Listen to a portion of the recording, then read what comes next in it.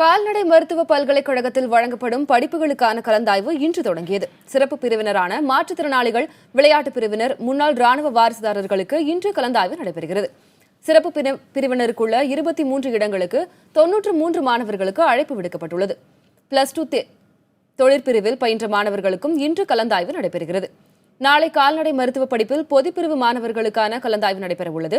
மருத்துவ கலந்தாய்வு தாமதமானால் தேதிகளில் மாற்றம் இருக்கலாம் என கூறப்பட்ட நிலையில் திட்டமிட்டபடி இன்று கலந்தாய்வு தொடங்கியது.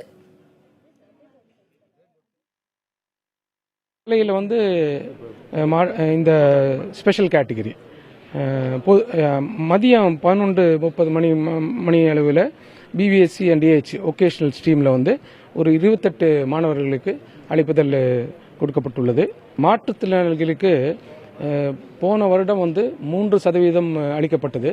இந்த வருடம் அரசு ஆணைப்படி 5% உயர்த்தப்பட்டுள்ளது.